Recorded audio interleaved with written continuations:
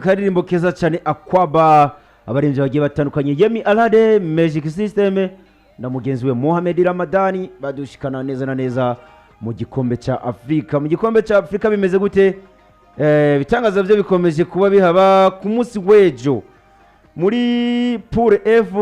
Maroc na Tanzania nigo rukino ruvuga ngo gwatanga igisamo ya zijoro wo bita umumenyereza ndavuga wa Maroc ndetse na mugenzi we Adera Murushi muhagariki umumenyereza w'umurundi umutayeka kwa Tanzania akakoje igihugu kibanyi cya Tanzania yanakojeje namba mu rugamba hari 2014 kuva za 2014 ariko kumwe n'aba ba Rucyo ba Yamini Selemani baba Saidi ntibazonkiza usiniho yarari rero tsino bigera kuri 3 kubusa igihugu cya Tanzania baba barakigaritse nurukino ku munsi w'ejo nurukino navuga ko Tanzania yari yiteguye avuga ko bategezwa gukora ibishoboka byose kugira batsinde equipe serukira igihugu yande ya Maroc mugavye havuye vyanga kugiye kuraba equipe nationale ya Maroc ne equipe ona neza yuko nayo imaze kubiri ku rundi rwego ejo twarabigaritse ko turavuga abakinyi bakina ko mugane buraya babo bamaze kuba banamenyeranye bakinanye Coupe du Monde bashika kure ne equipe ona kwimeranye igihe kirekire iri kumwe ni equipe ona kwikomeye guhera mu igori ukaza inyuma ukaza hagati ukaza imbere ni equipe kubwanje ni equipe ona ko ifise byinshi maze kuba yandika ku mugane wa Afrika ejo Tanzania niyorohewe cyane niyorohe kuko ni umuko cyadera muri cyo navuga ati je nanje uno munsi ndaza ndabereke uwo ndiwe nanje nandikisha amateka muri kan kuko nawe novuga ko twari kugira ibyo tuvuga byinshi mu gihe twari kubona equipe ya Tanzania isinze equipe ya Maroc aho no hari kuba hari inkuru Maroc novuga ngo yari uvuye gukina kimwe cya kabiri gishiri cyanyuma muri Coupe du Monde yagaritse ibihugu byinshi yari yagaritse Espagne za Portugal nikura vyumva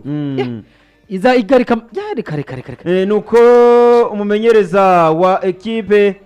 ya Maroc bamwita Walid Begoragi mukenyero wa bangahe umukenyero wa bane babiri batatu umwe mu igori ya Yassine Bonu mutima wa defense Agwerdi Sayisi kuri numero 3 ariko Chachibi Shirafa Kimi kuri numero 2 hagati mu kibuga ya Sofia na Murabati Salim Amala ndetse imbere yaho gato hari Hakim Ziyech Azedine Unahi Abde mu gihe wari korondera ibitsindo yanakibonye Yusuf Al-Nesri mu gihe kwa Tanzania yari Aishi Manura no yari mu izamu nyibisanzwe murumva Aishi Manura no yari mu izamu ba defenseur bagira kuri batatu Ibrahim Ahmadi Bakari Ndondo Novatus Miroshi abo bari muri defenseur y'abakinyi bagira kuri batatu hagati mu kibuga hari Huseni hari Mukami hari Yahya hari Haji Mnoga yabari ko barondera ibitsindo yari Terry Arakartia Ari Samata na Mbobwa nuko urukino ruza kurangira igitsindo kibakinje ku munota wa 30 kinjijwe na Sais bagarukana Azedine Unai ashira mu gitsindo ku munota ariko inyuma yaho novuga ngo ku munota wa 30 baje kugena igice cya mbere ari igitsindo kimwe cya Maroc turaza turavuga ati kumbure umubanyi agira ze nawe agire ivyatanga mu gice cya kabiri ariko kugaruka mu gice cya kabiri ku munota wa 70 gusa umuvandimwe akina ku ruhande rw'inyuma Novatus Miroshi aca kubitwa ikarata itukura bacha batsinda ibitsindo bigera kuri 2 kuko ku munota wa 77 aciye hinzira ikindi gitsindo cya Azedine Unai uyu Samuel Al-Nesri aza gutsinda igitsindo ku munota wa 80 tuvuge ko ikarata itukura yahawe umudefenseur ku ruhande rw'inyuma rwa Taifa Stars ariko gwatumye igihugu cya Tanzania naco gitakaza urukino cyane bari kwahura n'ikipe barusha bariko bahura na equipe barusha kuko ugiye kurana n'uyu mukinyi yahawe carte rouge yayironse bamaze kuba batsinduye igitsinda kuko iyi Maroc yo igitsindo cya mbere bo bari bamaze bo bari bakibonye uko uravyumva mu gihe equipe ya Tanzania nuvuga ko ku munsi w'ejo equipe ya Tanzania yarushijwe kuko umuntu ahenza gutsinda ibitsindo bitatu aba yagusumbije rero nuvuga ko no gutegura match igira kabiri kuko ugiye kumva n'amajambo umukoca wa Maroc yagiye kubashikiriza kandi itaratangura yavuze ati je muri kane kandi ndayijemo nje gutwara igikombe ca kane kandi ugiye kuraba depart yabo batangiye ugiye kuraba na precision bagize precision nziza hari abakinyi match amikare muri Cote d'Ivoire sinzi igihugu bari bahuye barakigarika ukura vyumva uno musi baje bakinye na equipe nserukira igihugu ya Cote d'Ivoire bambe ya Tanzania match ya mbere batsinze ibisindo 3 ku busa bo amanota 3 baraje barayaronse equipe ya Maroc ahubwo ikintu novuga uyu mukoca Adere amurushe ko equipe nationale ya Tanzania nagerageza uburyo bwose nabategure match zigiye zikurikira bari kumwe aya equipe bari kumwe ngahamwe bari kumwe na za RDC hamwe na Zambia agerageza ategure equipe yiwe muri match zigiye zikurikira yifashisha abasore biwe baba ari Bona Samantha ugashaka n'abandi basore bagiye bakina mu equipe ya za Zamu na za Yanga bagiye batandukanye kugira bikundike baze gutsindamwo baze kuvyitwara mureza mwizi nkino zibiri zisigaye rero niho biza kuba bimufavoriza kugira arengane no pool tuvuge ko amanota yabuze kwa Maroc ashobora kuyaronka kwa Namibia ndetse newe kwa Zambia ndetse no kwa RDC novuga ko ari ikintu bigoye ko bari ababanyi bacu banazambe mwanazambe nabo ntabwo boroshe nuko urukino rwariko ruza kipe serukira gihugu Morocco yaje gutsinda ibisindo bigera kuri 3 kubusa igihugu ca Taifa Stars igihugu ca Tanzania mu gihe kurundi ruhande mu ipore nyene yari Zambia yariko igenda ihura nande na RDC ku ruhande ndavuga rwa Zambia hari hatangwe uwo bita mu Yugori yari Lionel Zawumpasi mu gihe defenseur bane Inonga Mbemba urumva Inoga Chancel Mbemba mugenzi we yari Maswaku na Karuru hagati mu kibuga yari Samuel Motusami abariko barondera ibitsindo yari Yohane Wissa Gael Kukuta Pikere Bongonda Cedric Bankambu yari imbere nk'ibisanzwe mu gihe ku ruhande rwa Zambia yari Kabwe mutima wa defense umunyezamu nk'ibisanzwe yari Tresfor Lawrence Murenga mutima wa defense yari Musonda Sunzu Mbappe na mugenzi we Kwabe abona aba defense hagati mu kibuga yari Kelvin Mputu Kapumpu yari hagati mu kibuga yari Kasakara Edward Mbenda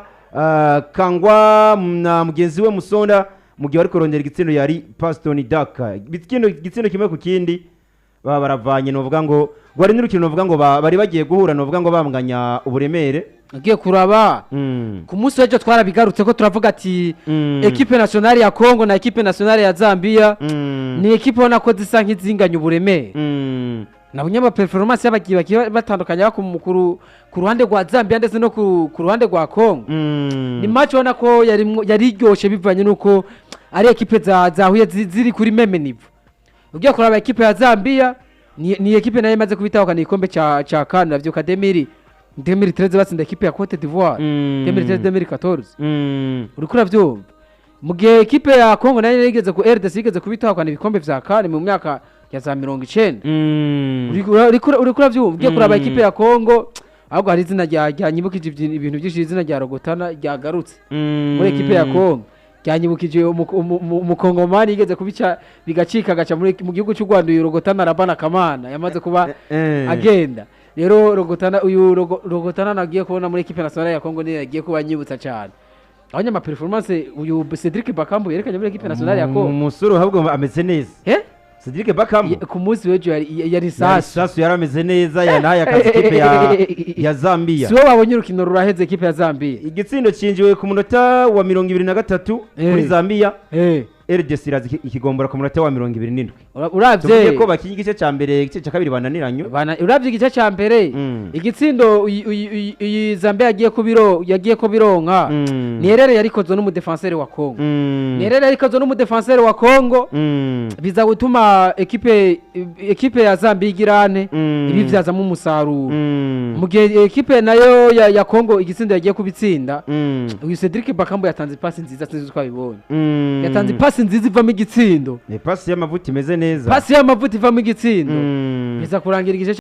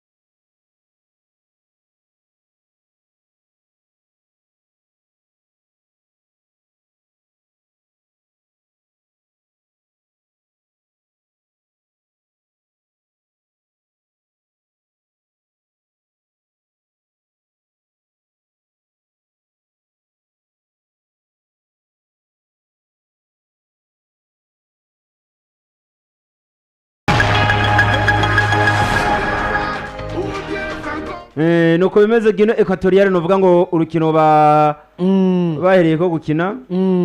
baraje bagira gutya banganya n'igihugu cande ca Guinea Conakry banganije n'igihugu ca Nigeria match ya mbere iraza kubibaye match ya kabiri yabo bakinye ariko match yabo ya mbere banganije na Nigeria igitsindo kimwe ku kindi nabo bakoze akazi kadasanzwe mu gihe Guinea Bissau naho nyene baraje batsinze Cote d'Ivoire batsinzwe na Cote d'Ivoire ahubwo batsinzwe na Cote d'Ivoire ibitsindo 2-0 ibitsindo vya Seko Fofana na mugenzi we Kraso ni ibihugu rero bigiye gukina novuga ngo Guinea Bissau yaratsinzwe na Cote d'Ivoire nayo nta nota na rimwe iraronka muri ino tsinda mu gihe ko Guinea Equatoriale yoyo yifitiye inota rimwe ni ekipe ya Guinea Conakry na Guinea Bissau navuga ko ni nka derby bibahuje kuko byose n'ibihugu novuga ko ari ibihugu bimwe yose ni Guinea ru Guinea Conakry si kinamwe abavandimwe ba Keita na BK na Bill Keita ugashaka ko uyu Moriba yashiye kwa Barcelona rero niyo umusore yerekanye match imeze neza iteye n'ubwo Iriyex Moriba Iriyex Moriba yerekanye match imeze neza ari bajya basore ba Nigeria so babonye match iraheze umusore bariko babutsa igitutu kandi ni kipe novuga ngo ya Guinea Equatoriale ni kipe novuga ngo imeze neza nivyo nta mustar arimwo nuwo twokwita umustar na BK Keita ntabwo atangura mu kibuga ariko ugasanga nabo bakinovuga ngo baje kwizeyegwa nabo bacirondeza baraje babikoze neza ugiye kuraba iraza kuba ari derby toroshe kuko iyi Guinea Conakry neza kwemera gutakaza imbere ya Guinea Bissau oya rero cyo tumavuga ati n'urukino rutaza kuba goroshe n'urukino bavuga ko yaba rufisi nabo ico rubagwandika hagati y'ibi bihugu bibiri ni ibihugu ubona ko vyaguye mu ipure imwe bisa n'ivyegeranye kandi no musi bari kumwe ni gihugu equipe nationale ya Nigeria ndetse na equipe nationale yande ya Cote d'Ivoire reserva rero uvuga ko n'urukino nako rurindiranye ugishika n'abantu benshi urukino ruza kuba ruhuza Guinea Conakry na Guinea Bissau nuko bimeze mu gihe kurundi ruhande Cote d'Ivoire muraza ko bariko barakina na Nigeria yarivuye gutsinda yarivuye kugabura na Guinea Bissau igitsindo kimwe ku kindi ekipe ya Nigeria nayo bari bokeje igitutu ahubwo Cote d'Ivoire baje Cote d'Ivoire nayo yarivuye gutsinda Guinea Equatoriale bino bihugu ugiye kuraba biduhikira n'urukino rwa guno munsi n'urukino novuga ko ni nka classico yo muri CAN bino bihugu n'ibihugu novuga ngo nabyo byanditse amateka muri CAN kuko bafise nizo CAN zigiye zitandukanye ugiye kuraba yaba Nigeria irafite ibikombe vya CAN yaba Cote d'Ivoire irafite ibikombe vya CAN mugo no munsi n'ibihugu bigiye kuba bihura bitari muri anje imeze kumwe kuko no munsi Cote d'Ivoire match ya mbere baje barabona amanota 3 bayabonye mugiye kwa Nigeria babonye inota rimwe rero mugihe Nigeria zigatakaza imbere ya equipe ya Cote d'Ivoire ndavuga ko gwa bari ruhombo kuri equipe ya Nigeria uno munsi match ya mbere twabonye Victor Osimhen igitsindo cyo yaba yakibonye muri Nigeria yakibonye Cote d'Ivoire abasore nka Seko Fofana barahari kandi yakinye match iteye ubwoba abiswe ba Kessie Frank Yannick Kessie yerekanye urukino rwiza ku munsi wa gatandatu uriko uravyumva rero ni urukino ruvuga ko urukino rwa Nigeria na Cote d'Ivoire bako buri munyafrika wese novuga ko rurindiranye igishika kuko ne equipe nationale ya Nigeria twagiye tubona yagivugwamwo vyinshi twagiye tubona amazina batumaka amazina atandukanye n'andi mazina twabonye nk'uyu Victor Boniface ntiyagiye ntabwo yaserutse kuko yaraje ahubwo aza guhura n'ikibazo cy'imvune ukaraba uyu ndindi captain wari ntabwo yari ahari ikipe tuvuge ko abusansi bane basore ariko ari kiratuma ino kipe igwirirana nabo nabasore twabonye nabo bari kurundi gwego ugiye kuraba nk'uyu Victor Boniface ukaraba kwa Bayer Leverkusen yaramaze kuva champion itangura y'Ubudage yaramaze niwe yaguma aho mu Kinyaranga kwezi nawe yari kuza akabafasha kinini muri equipe nationale ya Nigeria ugashira ko uyu ndindi ni captain wa equipe nationale ya Nigeria uriko uravyumva naye n'umukinyi uvuga ko nawe amaze kuba afise ivyo afasha equipe nationale ya Nigeria ugacushira ko aba uyu Iwobi ni waza kuba uno musa hetse equipe nationale yandi ya Nigeria uno musa rero umusore akina muri equipe ya OGC Nice yamaze batari batumye ko umuvandimwe Teremufi yatumwe ko kanyuma nawe nyine ariko arabafasha kwa Nigeria. uri kuri avyuma Teremufi nayo n'umwataka twabonye ko ariko akora byinshi ariko akora byinshi bishoboka mu gihugu cy'Ubufaransa, ariko afasha equipe ya OGC Nice. Uri kuri avyuma ni equipe ya Nigeria nabona no musi ko baza kuba bazananye ingufu nyinshi kuko aba ba Iwobi muri mu Bwongereza muri equipe yiyo ariko azavyitwaramo neza Iwobi no musi uyu Victor Osimhen muri equipe ya Napoli ameze neza. Uyu Teremufi muri equipe ya OGC Nice ariko azavyitwaramo neza. Ni equipe ziza kubonamo abastari benshi kandi zakubirimo abastars bafise byinshi kandi bafise ndetse n'ubwo buryo bwo guhangana kuko ni Napoli novuga ngo pure y'umuriro kuko pure y'urupfu. Ubu tuvugana Cote d'Ivoire ni ya mbere y'amanota agera kuri 3. Cote Guinée Equatoriale ya kabiri n'inota rimwe. Nigeria ya kabiri n'inota rimwe. Guinée Bissau ubusa bw'inota. Ino pure tuyitege kwiki. Ikintu bavuga iyi pure biracashoboka haba kuri Cote d'Ivoire haba kuri Nigeria buri equipe yose biracashoboka kuko urana ko na ma equipe navuga ko yahuriye mu ipure imwe akomakomeye cyo kuraba nki Cote d'Ivoire ukarabi Nigeria ukarabi Guinée Bissau ni bihugu ubona navyo ko bifise abakinyi bakomeye ku mugabane wa Afrika ndetse no ku mugabane w'Iburaya. Rero navuga ko nkuno musi n'urukino rwa Cote d'Ivoire na Nigeria nurukiruna neza yuko ruza kuba rufite byinshi byandika yaba ku mugabane wa Afrika ndetse ku mugabane w'isi. No musi abakinyi baza kuba bariko bigenza neza n'urukino ruza kuba ruhuza Cote d'Ivoire na Nigeria. Hari aba scout baje kurabikana baraza kuba baronka ama equipe mu gihugu bitandukanye ya kugiye kwa mu gihugu cy'Ubufaransa ugiye kuraba ni igihugu nako kigwiriyemo abakinyi b'abanyafrika. Rero navuga ko babakinyi baza kuba bari kubigenza neza mwikane mwaya ma equipe agiye atandukanye y'aba Cote d'Ivoire y'aba Nigeria y'aba Guinée Bissau y'aba Guinée Conakry baraza kuba baronka ama equipe y'Uburaya agiye atandukanye. Ku rundi ruhande urukino ruza kuba isa yine Djibouti iza kwirukira kina na Ghana. Djibouti urukino rwabo baherutse gukina banganije nande na Mozambique Mozambique kandi baza kurunganya navuga ngo kuri penalty ya nyuma